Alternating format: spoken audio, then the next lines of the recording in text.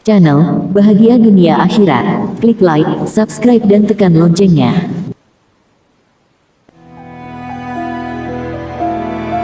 Allahumma sholli ala Sayyidina Muhammad wa ala ali Sayyidina Muhammad. Sobat channel Bahagia Dunia Akhirat, kali ini kita akan membahas tentang 5 sosok di Al-Quran yang masih menjadi misteri. Sobat channel Bahagia Dunia Akhirat, mari kita simak video ini sampai selesai. Al-Quran dengan keagungannya telah menjadi petunjuk bagi umat Islam sepanjang zaman. Terdapat begitu banyak rahasia yang tersembunyi dalam setiap kalimatnya. Al-Quran mengisahkan banyak tokoh sebagai pelajaran, namun di antara tokoh-tokoh yang diceritakan dalam Al-Quran, terdapat sosok misterius yang disembunyikan namanya. Sosok ini menarik perhatian para peneliti sarjana dan pecinta Al-Quran yang ingin menggali lebih dalam tentang jati diri sosok misterius itu. Siapakah mereka? Mengapa Allah memilih tidak menyebutkan nama-nama mereka? Inilah perjalanan mengungkap sosok misterius dalam Al-Quran yang jarang diketahui.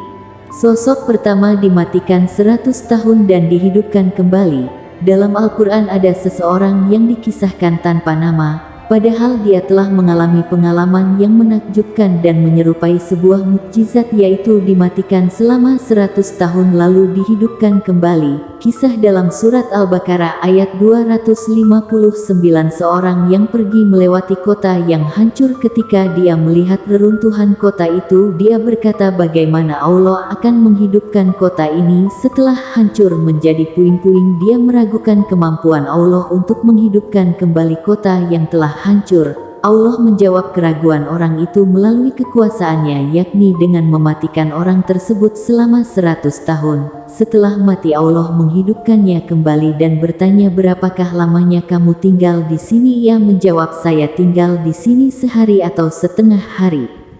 Allah berfirman, sebenarnya kamu telah tinggal di sini 100 tahun lamanya. Siapakah sosok yang mengalami kejadian luar biasa itu? Menurut tafsir Ibnu Katsir, para ulama berbeda pendapat tentang siapa orang tersebut. Mujahid Ibnu Jabir mengatakan bahwa orang tersebut adalah seorang lelaki dari kalangan Bani Israel. Adapun negeri yang disebutkan dalam ayat, menurut pendapat yang terkenal mengatakan Baitul Maqdis atau Palestina. Orang tersebut melaluinya setelah negeri itu dihancurkan oleh Buktanasar dan semua penduduknya dibunuh. Riwayat Wahbe ibn Munabih dan Muhammad ibn Ishaq mengatakan bahwa orang tersebut adalah Nabi Khidir. Sementara Ibnu Abu Hakim meriwayatkan bahwa Ali bin Abu Thalib mengatakan bahwa orang yang disebut dalam ayat ini adalah Uzair. Hal yang sama diriwayatkan oleh Ibnu Jarir. Menurut Ibnu Katsir, dari semua riwayat pendapat inilah yang paling terkenal. Uzair adalah salah seorang ulama Yahudi. Beliau termasuk tawanan yang dibebaskan oleh Raja Persia dan diperbolehkan kembali ke Yerusalem pada tahun 451 sebelum Masehi. Uzair adalah tokoh agamawan Yahudi yang berhasil menghimpun kembali kitab suci Yahudi setelah sebelumnya lenyap. Sosok kedua, pemindah singgasana Ratu Balkis dalam kisah Nabi Sulaiman. Salah satu babak cerita yang paling terkenal dan direkam dengan cukup detail oleh Al-Quran adalah kisah Nabi Sulaiman dengan Ratu Balkis dalam sebuah rencana pertemuan diplomatik antara dua pemimpin kerajaan itu. Nabi Sulaiman menghendaki pemindahan singgasana Ratu Balkis dari kerajaan Saba di Yaman ke istananya sendiri di Palestina dalam waktu sekejap. Menanggapi hal ini, salah seorang pengikutnya dari golongan jin menyatakan kesanggupannya dengan jaminan bahwa singgasana itu akan pindah. Sebelum Nabi Sulaiman berdiri dari tempat duduknya mendengar penawaran jin ifrit itu, Nabi Sulaiman tampaknya belum merasa puas. Kemudian seseorang menanggapi dengan jawaban yang sangat luar biasa. Berkatalah seorang yang mempunyai ilmu dari Alkitab, aku akan membawa singgasana itu kepadamu sebelum matamu berkedip. Maka tatkala Sulaiman melihat singgasana itu terletak di hadapannya, ia pun berkata, ini termasuk karunia Tuhanku untuk mencoba aku. Apakah aku bersyukur atau mengingkari? Quran Surah An-Naml ayat 40. Allah Subhanahu wa Ta'ala dalam Al-Quran tidak menyingkap kepribadian seseorang yang menghadirkan singgasana itu. Al-Quran hanya menggarisbawahi bahwa orang itu mempunyai ilmu dari Alkitab. Tafsir Jalalain ketika mengurai ayat ini menyebutkan sosok misterius itu bernama Ashif ibnu Barkiyah. Dia terkenal sangat jujur dan mengetahui tentang asma Allah yang teragung, yaitu suatu asma apabila dipanjatkan doa niscaya doa itu dikabulkan sesaat. Setelah itu sosok itu pun tidak disebutkan lagi.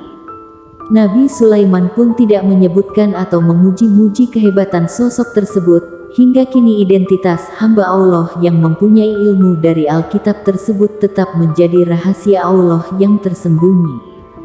Sosok ketiga pemuda di dalam gua. Salah satu kisah paling terkenal dalam Al-Quran adalah kisah pemuda di dalam gua atau Ashabul Kahfi. Kisah ini dituturkan di hampir semua agama samawi, tapi menariknya tidak ada yang bisa memastikan siapa saja mereka yang disebut sebagai Ashabul Kahfi ini. Bahkan jumlah mereka pun hanya Allah Subhanahu wa Ta'ala yang tahu pastinya.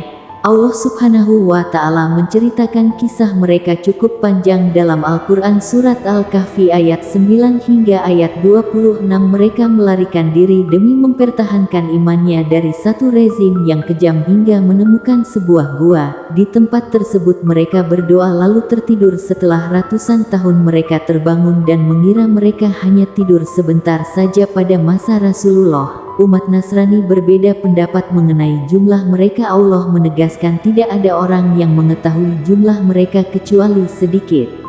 Ibnu Abbas lebih condong kepada pendapat yang mengatakan bahwa jumlah mereka itu 7 orang dan yang ke-8 adalah anjingnya. Mendapat ini kemudian diikuti pula oleh mayoritas ulama mengenai nama-nama mereka yang 7 itu terdapat macam-macam pengucapannya.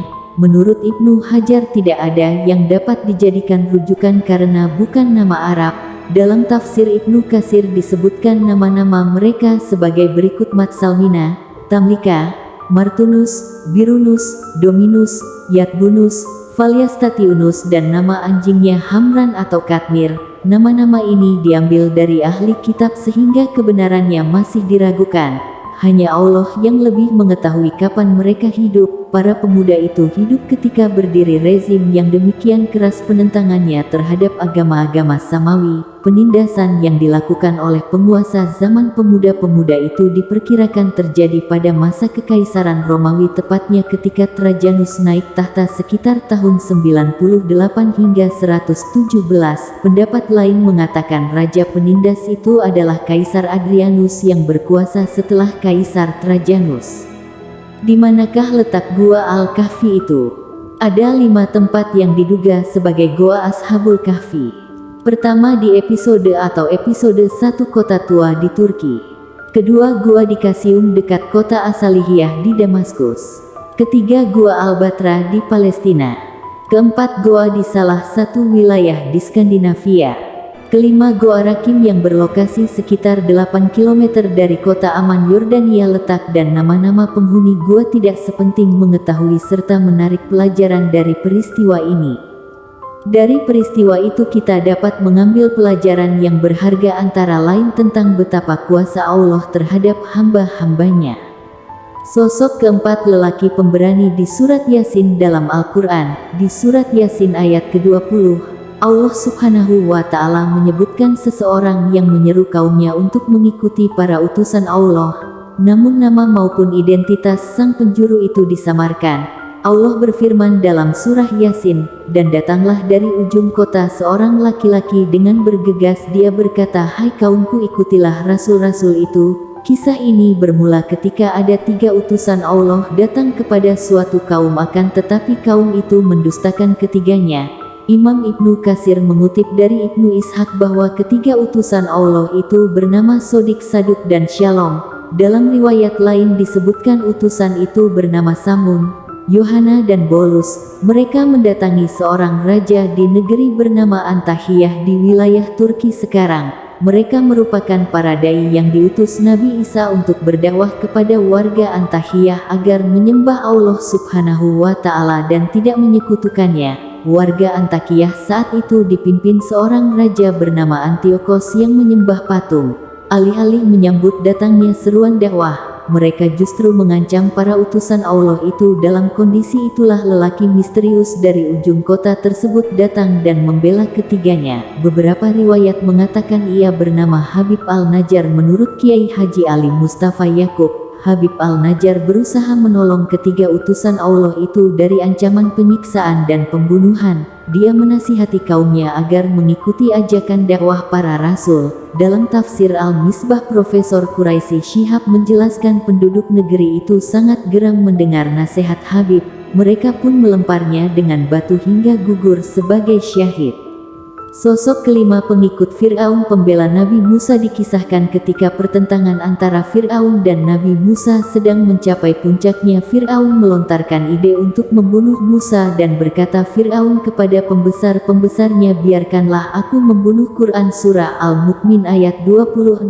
Di tengah-tengah rencana jahat itu muncullah sosok di antara pengikut-pengikut Fir'aun yang ternyata selama ini menyembunyikan imannya. Laki-laki itu merasa perlu untuk menampakkan jati dirinya demi mencegah terjadinya rencana jahat tersebut. Allah Subhanahu wa Ta'ala merekam peran penting laki-laki ini dalam Al-Quran, dan seorang laki-laki yang beriman di antara pengikut-pengikut Fir'aun yang menyembunyikan imannya berkata, apakah kamu akan membunuh seorang laki-laki karena dia menyatakan Tuhanku ialah Allah? Padahal dia telah datang kepadamu dengan membawa keterangan-keterangan dari Tuhanmu, dan jika ia seorang pendusta maka dialah yang menanggung dosa-dustanya itu, dan jika ia seorang yang benar niscaya sebagian bencana yang diancamnya kepadamu akan menimpamu. Sesungguhnya Allah tidak menunjuki orang-orang yang melampaui batas lagi pendusta. Quran Surah Al-Mu'min ayat 28. Pada ayat berikutnya lelaki mukmin tersebut menghujamkan argumentasinya berdasarkan sejarah. Ia memperingatkan tentang nasib-nasib kaum terdahulu yang mengingkari kebenaran. Lalu Allah Subhanahu wa Ta'ala menghancurkan mereka. Dalam tafsir Ibnu Katsir dijelaskan menurut riwayat yang masyhur lelaki mukmin dalam surat Al-Mu'min tersebut adalah seorang bangsa Mesir dari kalangan keluarga Fir'aun Asadi. Seorang ulama tafsir mengatakan bahwa dia adalah saudara sepupu Fir'aun yang membelot dari Fir'aun dan bergabung bersama Musa alaihi salam. Pendapat inilah yang dipilih oleh Ibnu Jarir. Diriwayatkan oleh Ibnu Abu Het, lelaki ini menyembunyikan imannya dari mata bangsawan Mesir. Dia tidak menamparkannya kecuali pada hari itu, yaitu ketika Fir'aun mengatakan biarkanlah aku membunuh Musa. Maka lelaki itu menjadi marah karena Allah Subhanahu wa Ta'ala, dan jihad yang paling utama itu adalah mengutarakan kalimat kebenaran di hadapan penguasa yang zalim. Al-Quran menyimpan mutiara terpendam yang tidak terbatas. Ayat-ayatnya mengandung makna yang demikian mendalam bagi orang-orang yang ingin memahaminya. Salah satunya di dalam Al-Quran, Allah Subhanahu wa Ta'ala kerap menyembunyikan nama sejumlah tokoh besar, seolah-olah ingin menunjukkan kepada kita bahwa amal-amal mereka tetap tercatat dan tidak pernah hilang, meski sejarah takkan pernah tahu persisnya nama mereka. Dengan cara itu pula Allah ingin memberikan contoh dalam hal keikhlasan. Kita tidak perlu mencari ketenaran, terkenal, dan pengakuan ketika melakukan perbuatan baik. Demikianlah Sobat Channel Bahagia Dunia Akhirat, penjelasan lengkap tentang 5 sosok di Al-Quran yang masih menjadi misteri. Semoga penjelasan di video ini bermanfaat dan bisa menjadi wasilah bertambah kuatnya iman dan takwa Sobat Channel Bahagia Dunia Akhirat kepada Allah Subhanahu wa Ta'ala. Allahumma sholli ala Sayyidina Muhammad wa ala ali Sayyidina Muhammad. Terima kasih, semoga bermanfaat dan sampai jumpa di video selanjutnya.